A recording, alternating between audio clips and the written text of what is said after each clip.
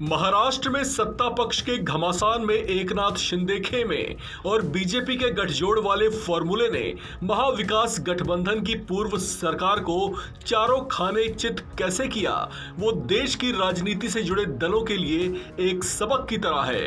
लिहाजा हफ्ते भर से ज्यादा चली उठापटक के बाद सत्ता के सिंहासन पर एकनाथ शिंदे विराजमान हो गए हैं और सदन में अब तक सत्ता पक्ष वाली रो में बैठने वाली शिवसेना, कांग्रेस और एनसीपी को विपक्ष के लिए अलॉटेड रो में शिफ्ट होना पड़ेगा। लेकिन जरा ठहरिए, यहाँ के पॉलिटिक्स से रोमांच अभी कम नहीं हुआ है, क्योंकि अब यहाँ के नए नवेले सत्ता पक्ष और विपक्ष के बीच पहली टक्कर होने जा रही है। टक्कर विधानसभा स्पीकर पद के लिए चुनाव की है। महाराष्ट्र में उपजे राजनीतिक संकट के बाद ये ऐसा पहला मौका होगा जब महाविकास सहयोगी पक्ष और बीजेपी शिंदे पक्ष के बीच मुकाबला देखने को मिलेगा। ऐसे में माना जा रहा है कि बीजेपी शिंदे खेमा जहां अपनी ताकत एक बार फिर साबित करने को आमादा दिखाई देगा, तो वहीं दूसरी ओर महाविकास सहयोगी पक्ष से जुड़े तीनों दल मिलकर एड़ी चोटी का जोर लगा स्पीकर पद तक अपने उम्मीदवार को पहुंचाने का संघर्ष करते दिखेंगे। इस पद के लिए एनसीपी और कांग्रेस ने शिवसेना से अपना उम्मीदवार उतारने को कहा है। ऐसे में शिवसेना ने स्पीकर पद के लिए जिस उम्मीदवार के नाम की घोषणा की है वो है पार्टी के सीनियर चेहरे राजन साल्वी। इनके मुकाबले बीजेपी ने एक युवा चेहरे के नाम की घोषणा कर सबको चौंका दिया है।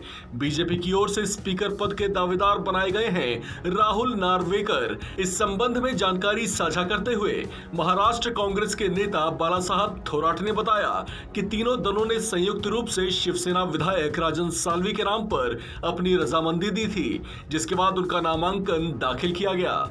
विधानसभा स्पीकर पद के चुनाव पर शिवसेना की ओर से राजन साल्वे को उतारा गया है। ये चुनाव महाविकास सहयोगी पक्ष के लिए अहम तो है ही, लेकिन राजनीतिक पंडितों का कहना है कि ये चुनाव खास तौर से उस शिवसेना के लिए बहुत महत्वपूर्ण हो गया है जिसने हाल ही में एक बहुत बड़ी बगावत को झेला है। ऐसे में शिवसेना स्पीकर चुनाव जीत सदन में अपनी गरिमा को बरकरार रखने, अपनी साख को मजबूत करने और स्पीकर पद पर कब्जे के बाद एक नए जोश के साथ पार्टी में नई जान फूंकने की शुरुआत करना चाहेगी। हालांकि उसकी राह आसान नहीं रहेगी। इस बीच कहा यह भी जा रहा है कि शिवसेना का सियासी भविष्य काफी हद तक बनने वाले स्पीकर पर भी निर्भर करता है। ऐसे में शिवसेना में उद्धव ठाकरे खेमे ने व्हिप जारी कर दिया है। आपको बता दें कि शिंदे गुट की बगावत के बाद डिप्टी स्पीकर ने अजय चौधरी को शिवसेना गुट का नेता स्वीकार किया था। शिंदे गुट ने इसे मानने से इनकार कर दिया था और उन्होंने इसके बाद सुप्रीम कोर्ट का भी रुख किया था। इस मामले पर अब अगली सुनवाई 11 जुलाई को होगी। एकनाथ शिंदे को पार्टी सुप्रीमो उद्धव ठाकरे ने पार्टी नेता पद से हटा दिया था। ऐसे में उनकी ओर से ये बयान भी आया है कि प्रदेश के नए मुख्यमंत्री को शिवसेना का मुख्यमंत्री नहीं कहा जा सकता, क्योंकि पार्टी को दरकिनार कर कोई दूसरी शिवसेना नहीं हो सकती। इस खबर में फिलहाल इतना ही।